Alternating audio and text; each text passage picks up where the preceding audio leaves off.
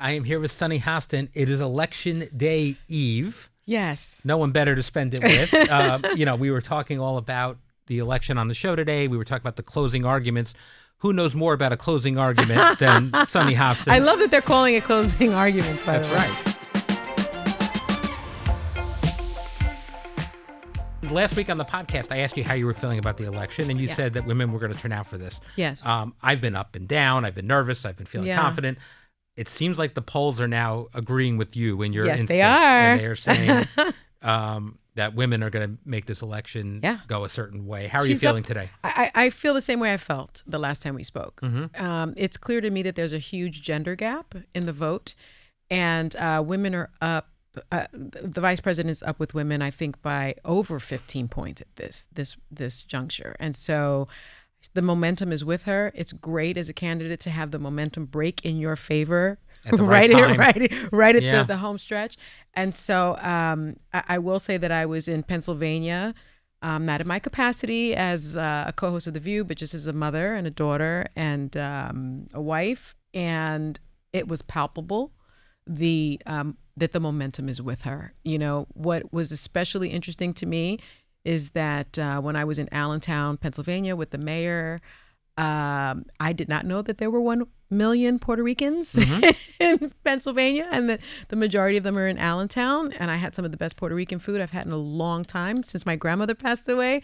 And I will tell you that the Puerto Rican flag was everywhere. And the Puerto Rican flag means a lot to Puerto Ricans, and it's a protest flag in many respects. And so the fact that it was almost in every window that I saw told me that they were very politically engaged. And when I spoke with groups, it was that comedian's comment that galvanized so many Puerto Ricans, and 615,000 of them are expected to vote. And that could be a deciding factor. I was also in Philadelphia.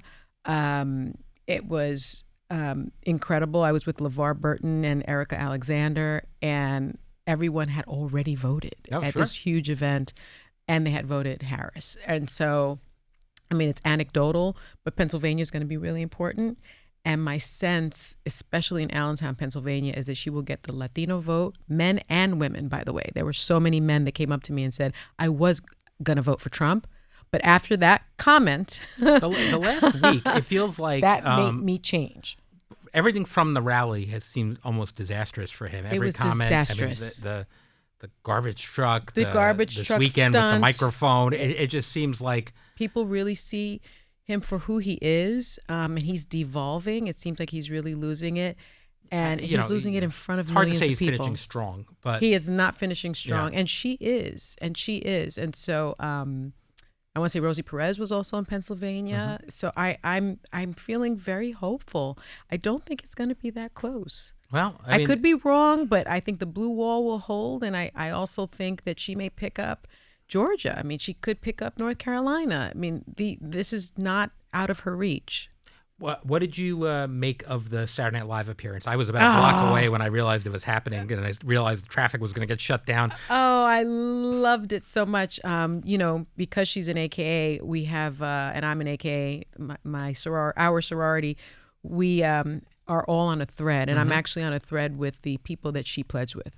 And they found out that she was going to be doing SNL, and so I stayed up, which is something I generally don't, I'm not up that late.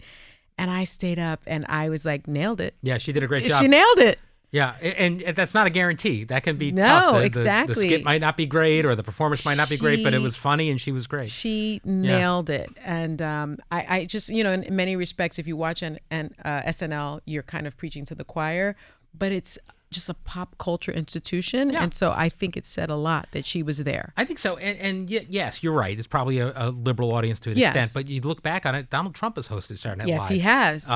Sarah Palin was very famously on Saturday Night Live. Yes. John McCain, days before the election, was on Saturday Night Live. So so it's a little bit of a bellwether, right? I think. So I'm cautiously optimistic about the results. Yeah. I've been speaking to a couple of people, and they seem to think, it will be pretty decisive, and we should know by Wednesday morning, rather.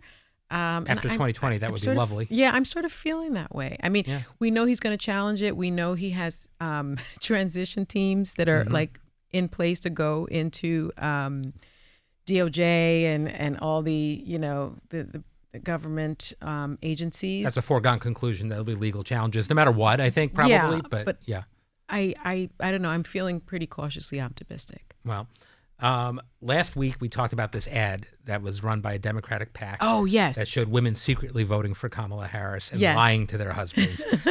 And since then, there's been one of men Of doing men. the same thing, I love lying that to each one. other. Do you think this is happening a lot at the polls? Do you think? I do. Yeah. I do. And I can tell you, again, it's anecdotal, but in Pennsylvania, I had at least 5 people come up to me and say, I was going to vote for Trump. I'm not going to do that anymore. Wow. And, they were men and women, predominantly men. So I Latino men in particular. So I think that secret voter phenomenon is real. I'm shocked that husbands think they have 2 votes and not 1. That's not what the Constitution says. So I think women are going out there and voting. I think men are going out there and voting for her. I think that there are going to be a lot of Republicans that will vote for a Democrat for the first time in their lives. Well, we saw one today, and it was Liz Cheney. Yeah, it was former Republican Congresswoman Liz Cheney. Yeah. She was on the show today. She was terrific. It was a great interview. She really pushed the power of women in this election and said a lot of what you've been saying. What did you take away from this interview? Because you've not always been a Liz Cheney fan. I haven't been, and Right. I've been pretty open about it because she voted with Trump 97% of the time. Right. But what I learned after the commission that she co-chaired and after meeting with her and speaking with her is that while we differ on policy, for sure, probably on everything, her moral compass is where it needs to be. And I think character does matter. Yeah. And what I've learned even from being on this show is like I may not agree with some of the women, but I respect their opinions. And so I really have had a bit of a change of heart when it comes to Liz Cheney because it takes real bravery and courage to do that, to do what she has done, which is really stepped apart from her party publicly. Yeah. And I have real respect for someone's character.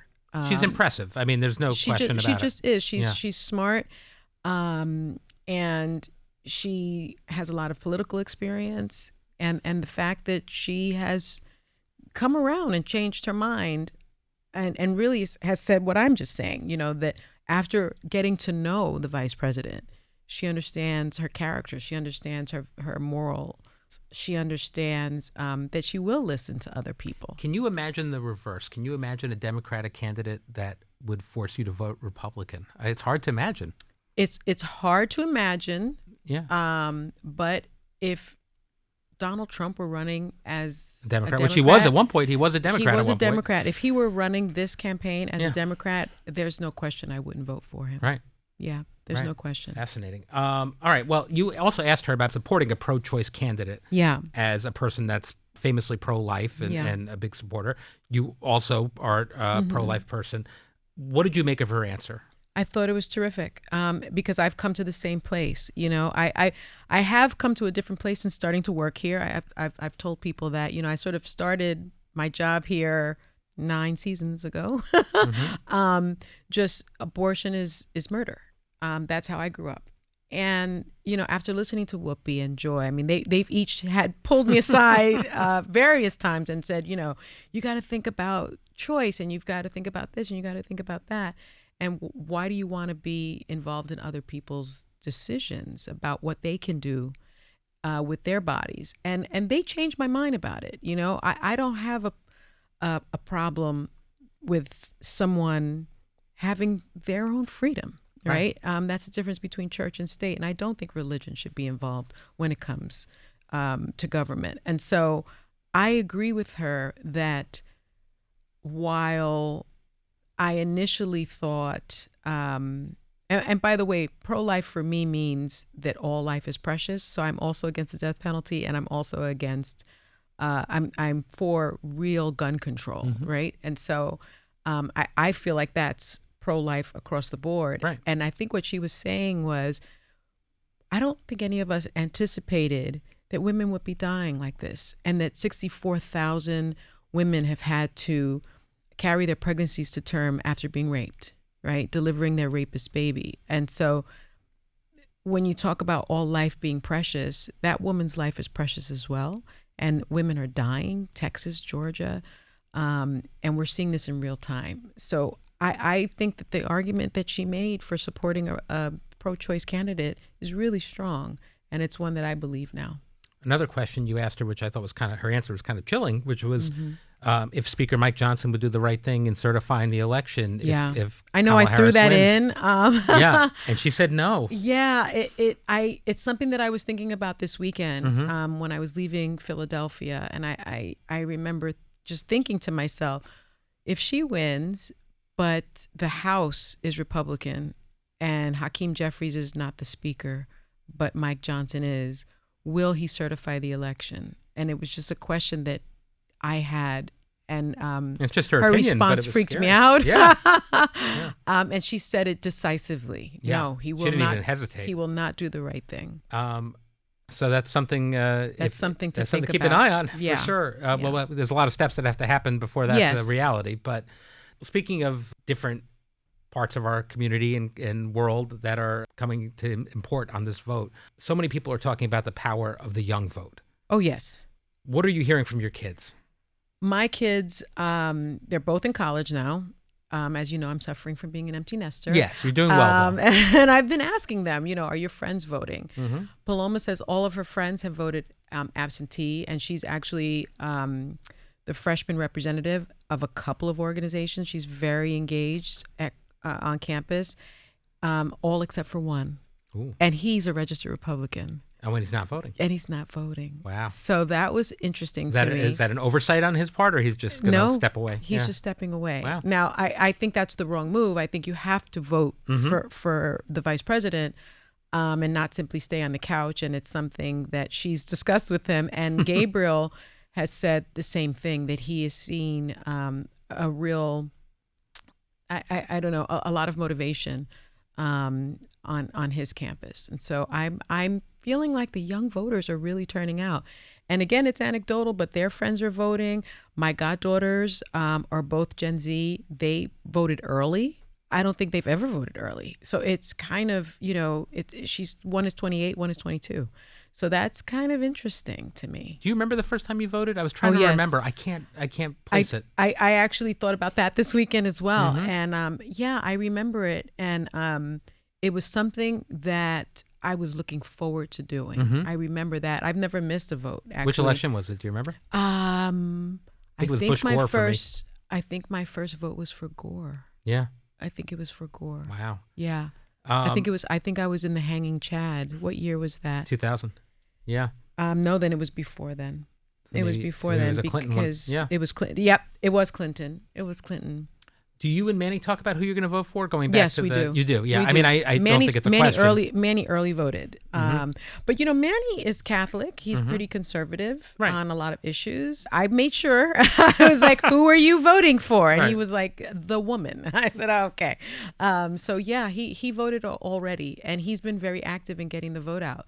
And when we were visiting Paloma for Parents Weekend, he was asking her friends, did you vote? Did you vote? Are you voting? Are you voting? And so I've actually never seen him this politically engaged.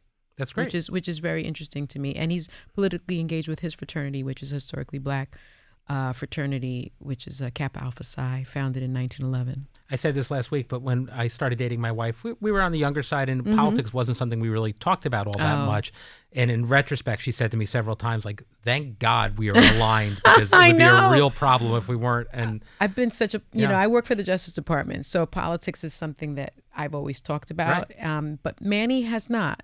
He's not overly political or overtly political. But there was something about Trump that made him feel like he needed to be more engaged. One thing I continue to see, speaking of the former president, I think he actually tweeted it out this weekend again. Oh my God! Was your question to the vice president? Yes. Yes. When she was on, when she talked about what she would do differently than President Biden. Playing all over the place. Are you surprised that it's been it's gotten so much traction, I guess, on the right? I knew when she responded. Yeah. That it would be used. And that's why I followed up and said, is there anything? And she sort of responded the same way. But what they're not using is that ultimately she did answer and said I would have a Republican in my cabinet. Right. Could be Liz Cheney. And I think that's an important answer that she gave, because it's sort of what Lincoln did with his team of rivals. He had different opinions in his cabinet. And so I'm I don't regret rather asking the question. No, it was an important question. I thought it was a layup. I actually thought she was going to say something along the lines of, I wouldn't do anything that different because we've had one of the most successful administrations in our history, but I would build on our successes. That was the question. That was the answer I expected. And then I expected her to say, and as a woman of color, as a woman, I bring my lived experience. I mean, I thought it was a question that she was prepared for the debate, actually. I expected, I knew it was a challenging question in some ways, because I know that she wouldn't want to disrespect President Biden or her legacy with President Biden. But it's an expected question. But it should have been an expected question. It was an expected question. And so I'm surprised that it's become such a big deal. But I thought when I heard it, Well, that's The View. Anything on The View becomes a big deal. We had Mark Cuban on last week, and his comments were everywhere on the right. And it really didn't didn't flag you in the moment. Not that one. That one I was, because I think you understood the intent too. Well, plus it's true. Yeah. He is intimidated by strong, smart women. Yeah. I'm sorry, he is. That's clear. He's calling me low IQ, Kamala Harris low IQ.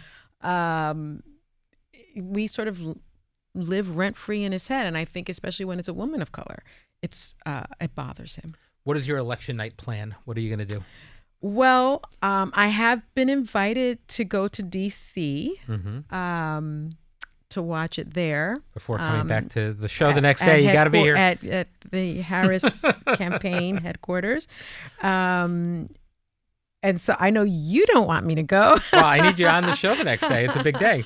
If you can come back, I'm fine with it. Yeah, I'm thinking about doing that, or I'm gonna watch it at home with some of my sorority sisters, some of my sorors of Alpha Kappa Alpha Sorority Incorporated. And so we may be watching it together. I'll have the same setup I have for a football game. I'll have like a command center of tablets and iPads, and that was my plan. I was just gonna have different televisions on and all my polling coming in, but I'm not sure.